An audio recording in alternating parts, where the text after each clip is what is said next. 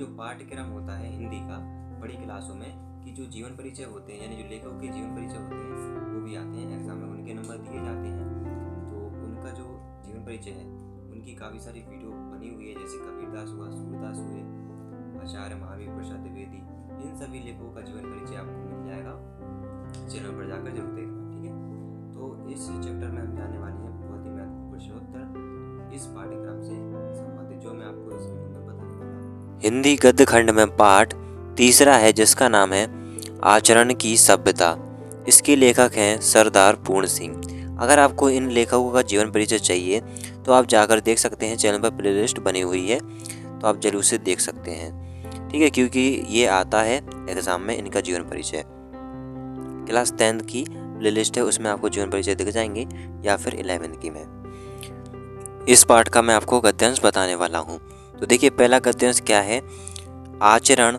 उसके बाद आपको मैच करना है किताब से, या आपके पास बुक हो, ठीक है, या कुछ कोई भी। इस पाठ का मैं आपको गद्यांश बताने वाला हूँ। तो पहला गद्यांश है आचरण डैश जाता है। तो आपको ये मैच कर लेना है, ये शुरुआत का हो जाएगा आचरण और आखिरी का जो हो जाएगा जाता है। तो ये पैराग्राफ आपको मैच करना है किताब से। इसका जो पहला प्रश्न है संदर्भ। तो संदर्भ में कैसे लिखते हैं, प्रस्तुत गद्यांश हमारी पाठ है पुस्तक हिंदी के गद्य खंड के, जिसका नाम है आचरण की सभ्यता, यह नामक पाठ से लिया गया है, जिसके लेखक सरदार पूर्ण सिंह हैं। अब देखिए व्याख्या में लेखक का कहना है कि संसार में आचरण कहने, सुनने या समझने समझाने की बात नहीं होती। ऐसा कोई शब्द नहीं जिसके शब्द से सदाचरण का वर्णन, यहाँ पर लिखा है सदाचरण यानी वही होता है आचरण, वर्णन किया जाए तो मनुष्य सदाचारी होता है। उसका प्रभाव बिना कहे, बिना किसी भाषण या उद्देश्य के अपने आप पड़ता है। तो ये हमारा गद्यांश का जो अर्थ है वो क्लियर हो गया है। अब दूसरा देखिए, दूसरा क्या है कि सभ्याचरण के व्याख्या के व्याख्यान मौन क्या है। तो पहला तो ये है नम्रता, दया, प्रेम, उदारता, ये सभी सभ्याचरण की भाषा की मौन व्याख्यान है। तीसरा प्रश्न देखिए, तीसरा प्रश्न में क्या है, पूछा गया है कि सभ्याचरण की मुख्य विशेषता क्या है। तो मनुष्य जीवन पर चिर स्थायी होता है और उसकी आत्मा का एक अंग हो जाता है। अगला प्रश्न है, तो इसका आंसर नहीं लिखा है तो कोई बात नहीं, ये हम छोड़ते हैं। दूसरा देखिए, प्रेम की भाषा डैश होती है, यहाँ पर होता लिखा है तो होती होगी, दूसरा वाला ये। अब जो इसमें पहला प्रश्न होता है कि संदर्भ, तो संदर्भ इसका जो पहला मैंने आपको बताया यही हो जाएगा, ओके। अब देखिए, अच्छा जो इसमें 4 क्वेश्चन छूट चुका है, देखिए आचरण की सभ्यता भाषा रहती है मौन, ये है इसका आंसर, आंसर इसका ये है मौन, ठीक है, इसका भी आंसर है 4 हो गया। अब देखिए दूसरा, प्रेम की भाषा, यह मैं आपको बता दिया, आखिरी में यहाँ पर होगा होती है और शुरुआत में प्रेम की भाषा। अब देखिए व्याख्या में प्रेम की कोई भाषा नहीं, वह बिना शब्दों के ही पहचान लिया जाता है, जैसे ही आँखों, गालों और मस्तक की भाषा में शब्द नहीं होते, लेकिन उनके भावों का अनेक शब्दों ही अनेक स्वरूप मात्र से समझ लिया जाता है। इसी प्रकार जीवन को भी शब्दों से नहीं जाना जा सकता। यह कंप्लीट होता है। अब देखिए दूसरा प्रश्न क्या है, प्रेम की भाषा कैसी होती है। तो प्रेम की भाषा शब्द रहित होती है, शब्द रहित नहीं, उसे हम शब्दों में बयान नहीं कर सकते हैं। तीसरा है, मनुष्य का सदाचार किसके माध्यम से नहीं किया जा सकता है। तो इसका आंसर हो जाएगा, यहाँ पर जानेंगे, इसका आंसर ये है, मनुष्य का सदाचार शब्दों के माध्यम से नहीं किया जा सकता।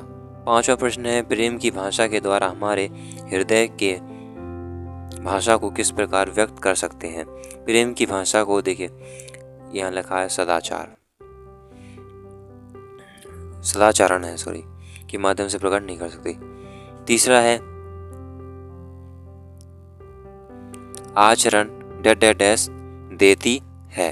अब जो पहला इसका प्रश्न होता है संदर्भ, तो वही हो जाएगा जो शुरुआत में आपको बताया। इसके व्याख्या जान लेते हैं कि लेखक का कहना है कि मनुष्य का आचरण ऊंचे कलश वाले मंदिर के समान है।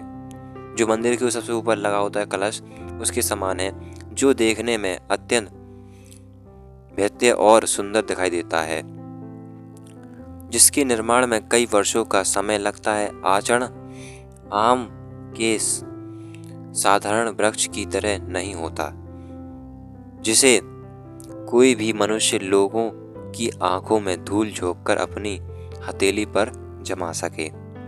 तो जो आचरण है वो काफी साल लगते हैं उसको भी बनने में। ठीक उसी प्रकार जिस प्रकार मंदिर के ऊपर जो कैलाश होता है, कलश वो बनने में। दूसरा प्रश्न है श्रेष्ठ आचरण में बनने में कितना समय लग सकता है?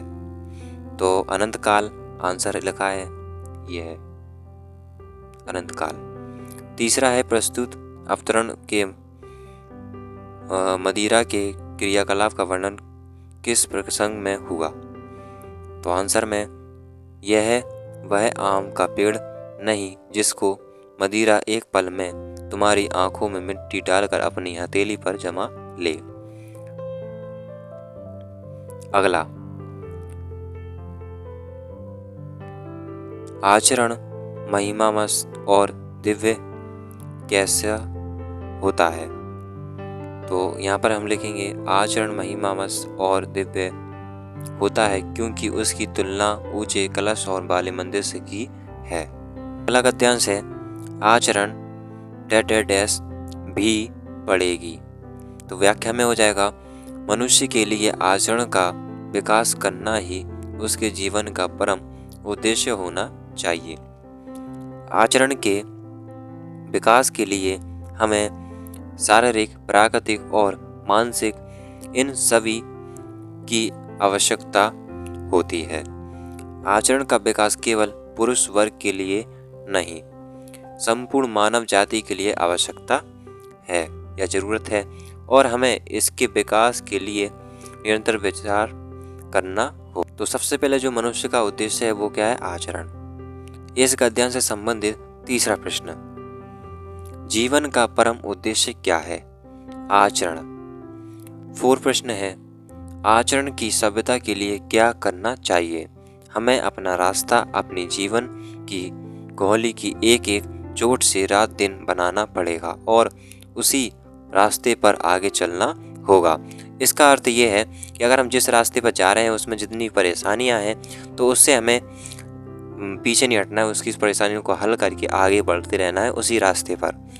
अब देखिए अगला गद्यांश है आचरण डैश डैश डैश यत्न करें। तो जो देखिए आप यहाँ पर जो आखिरी शब्द है और शुरुआत का शब्द है वो आप जरूर से मैच करें गद्यांश का, है ना। तो शुरुआत में तो लिखा आता है आचरण, जो आखिरी का है वो थोड़े बदल रहे हैं, ठीक है, तो उसका आप मैच करें ध्यान से।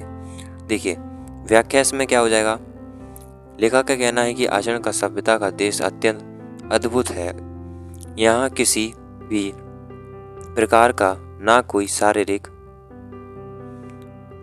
झगड़ा है और ना ही मानसिक और ना ही आध्यात्मिक किसी प्रकार का कोई भेदभाव, और ना ही कोई ऊंचा ना ही कोई नीचा। यही नहीं, धन संपत्ति संपन्न और ना ही जो निर्धन है उनके लिए भी यह तो केवल प्रेम और एकता का साम्राज्य स्थापित रहता है। मतलब कि कहना का अर्थ ये है कि आचरण को हम प्राप्त कर सकते हैं कैसे? हमारे पास चाहे फिर मानसिक ना हो, मानसिक शक्ति या शारीरिक शक्ति, ना कोई हमारे पास धन हो, ना ऊंचा न नीचा, या कोई निर्धन हो, कोई भी व्यक्ति आचरण को प्राप्त कर सकता है। दूसरा है आचरण की सभ्यता का देश कैसा है? अत्यंत निराला। तीसरा है प्रस्तुत आलस को किसके समान बताया है? तो इसमें आंसर में क्या हो जाएगा? मृत्यु के समान, ठीक है। अब देखिए 4 है प्रस्तुत गद्यांश का आशय स्पष्ट करें। तो ये गद्यांश में क्या कहा गया है? तो आचरण का वर्णन किया गया है, देश की उन्नति का वर्णन किया गया है। उन्होंने आलस्य को मनुष्य का सबसे बड़ा शत्रु बताया है। उनका कहना है कि आलस्य मृत्यु के समान है। जब व्यक्ति आलस का त्याग नहीं करेगा तब तक वह ना आचरण का विकास कर सकता है और ना ही राष्ट्र का। ये हमारा गद्यांश कंप्लीट होता है।